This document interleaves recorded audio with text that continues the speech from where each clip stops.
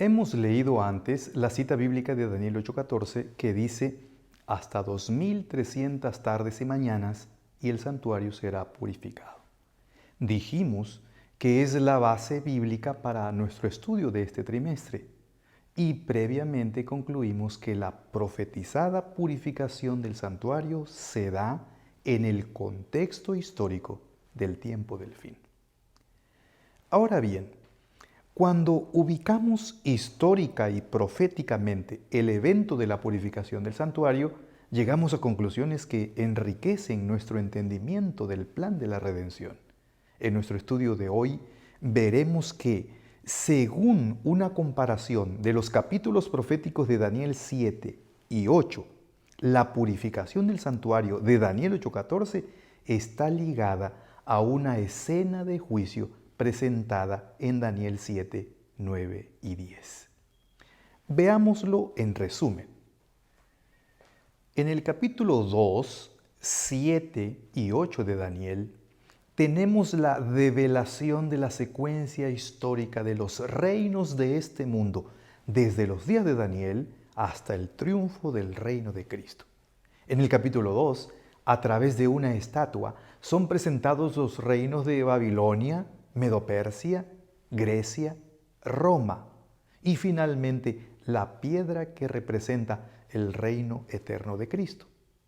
En el capítulo 7, nuevamente es presentada la misma secuencia histórica de reinos, pero ahora con figuras de 4 bestias del campo. Dice la Biblia, estas 4 grandes bestias son 4 reyes que se levantarán en la tierra. Así se le dijo a Daniel.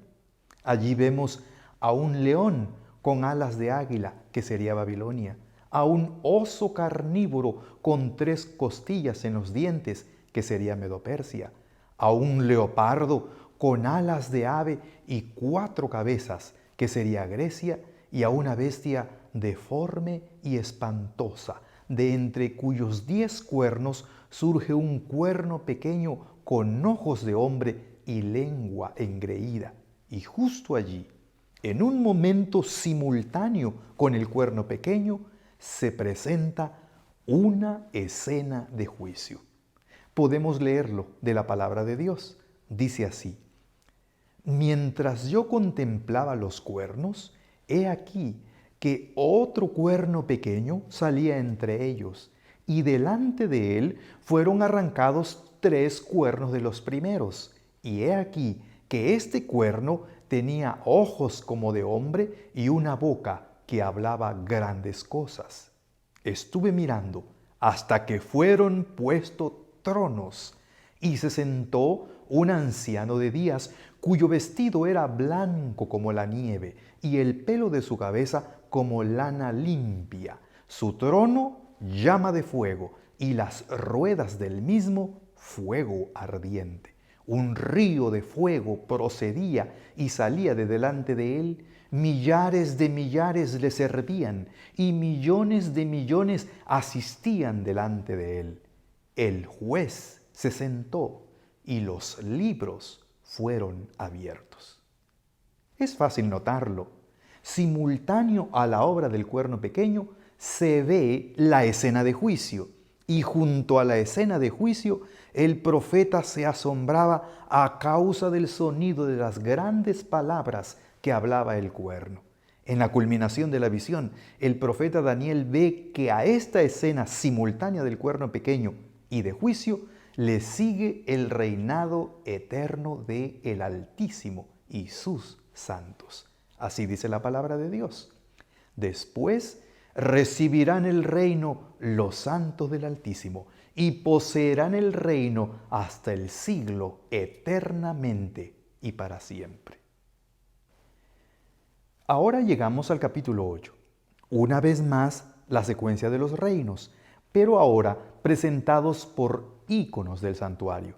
Ahora vemos los reinos presentados por un carnero, que sería Medo-Persia, un macho cabrío con un gran cuerno, que sería Grecia, del cual surgen 4 cuernos para posteriormente dejar ver un cuerno pequeño que se engrandece, se ensorbece, blasfema y ataca al príncipe de los ejércitos del cielo, echando por tierra su santuario. Y allí, justo allí, la respuesta a la pregunta del profeta: ¿hasta cuándo? La respuesta fue: hasta 2300 tardes y mañanas, y el santuario será purificado. No es difícil ni forzado entender que el evento de la purificación del santuario del capítulo 8 es el mismo evento que la escena de juicio mostrada en el capítulo 7. Ambos son ubicados en la secuencia histórica de los reinos de la tierra. Ambos son presentados en relación a la obra del blasfemo cuerno pequeño. Ambos responden a esa obra. Es decir, es a causa de la obra perversa del cuerno pequeño de Daniel 7 que se muestra la escena de juicio. Y es a causa de la obra del cuerno pequeño de Daniel 8 que se decreta la purificación del santuario. Dicho de otra manera, la escena de juicio de Daniel 7 atiende el ataque del cuerno pequeño. La purificación del santuario de Daniel 8 es necesaria a causa de la obra del cuerno pequeño. Hasta este punto del estudio podemos sacar una firme conclusión. La purificación del santuario y la escena de juicio son el mismo evento presentado en dos diferentes figuras de lenguaje. Ambos eventos tienen el mismo objetivo: contrarrestar la malvada obra del cuerno pequeño. La purificación del santuario es a través de un juicio, y este precede y prepara el reino eterno de Cristo. Ahora bien, la palabra que leemos como purificado en la versión Reina Valera del 60 es una traducción del vocablo hebreo nishdak, que otras veces es traducido como restaurado, y también como vindicado, y también como justificado. Estas otras traducciones del mismo vocablo hebreo embellecen y contribuyen ampliando el panorama para la interpretación de lo que sucedería en el santuario al final de los 2300 días. Es decir, si tomamos en cuenta la diversidad de traducciones que son posibles para Nishdak, y si tomamos en cuenta que la Nishdak del santuario es a través de un juicio, y si tomamos en cuenta que la Nishdak es para contrarrestar la obra del cuerno pequeño, podemos entender que el juicio mostrado en Daniel 7, 9 y 10 tendría por lo menos los siguientes tres objetivos. Número 1, justificar al que cree en el Cordero de Dios que quita el pecado del mundo. Número 2, vindicar la justicia de Dios, es decir, revelar el verdadero carácter de Dios. Y número 3, purificar el santuario de Dios, es decir, erradicar de la creación de Dios todo tipo de injusticia y pecado que tanto sufrimiento causa. Así y más podríamos entender de las diversas traducciones posibles de Nishdak o purificación. Consideremos entonces las siguientes conclusiones de este estudio. Número 1, la anunciada purificación del santuario de Daniel 8:14 es un evento planificado por Dios y que ya había sido anunciado en la visión de Daniel 7, alrededor de 2 años antes. En Daniel 7 se le muestra con una escena de juicio simultánea a la blasfema obra del cuerno pequeño. En Daniel 8 se le muestra con la declaración celestial de que la purificación del santuario sería al final de 2300 años. Son el mismo evento, en la misma secuencia histórica, ante el mismo problema del cuerno pequeño, pero con diferentes figuras de lenguaje. Es decir, la purificación del santuario es lo mismo que el juicio. Conclusión número 2. Las diferentes interpretaciones o traducciones del vocablo hebreo nishdak son válidas y embellecen y profundizan el entendimiento de los alcances de la obra de juicio. Por un lado, el juicio justifica, declara justo al que cree en Jesús. Por otro, el juicio vindica el carácter de Dios, revela cómo es Dios realmente. Y por otro lado, el juicio purifica el santuario, pues será eliminada toda impureza, todo pecado, toda maldad, todo sufrimiento, dolor, muerte y todo elemento extraño a la buena voluntad de Dios para con sus hijos. La purificación del santuario, la nishdak del Kodesh, el juicio nos dice quién y por qué es justo y quién y por qué no lo es. La purificación del santuario, el juicio, nos dice quién y cómo es el carácter del Rey y Creador de todo el universo.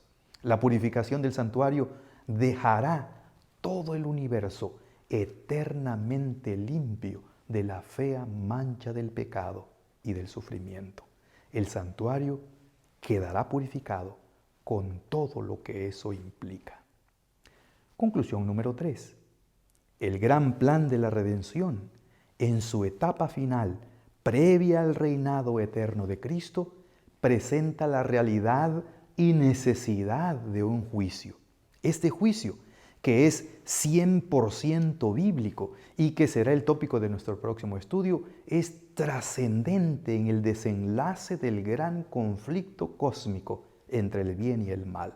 Allí se evidencia ante todo el universo quién y cómo es Dios, quién y por qué habrá de ser salvo o perdido, y qué, quién y por qué serán eliminados para siempre de la creación de Dios. El juicio antecede, prepara, justifica y clarifica el pronto retorno de Cristo. Usted y yo queremos estar en ese reino de Cristo. Entonces, preparémonos y preparemos a otros. Consagrémonos y procuremos que los que nos rodean lo hagan. No temamos al juicio, sino aprendamos cómo es y qué necesitamos para salir justificados. Compartamos con los demás la oportunidad de preparación para el juicio. Recuerde, según la enseñanza bíblica, el juicio es una excelente noticia para los que aman a Jesús y desean vivir conforme a su voluntad. Usted y yo somos de ellos. Que Dios le bendiga.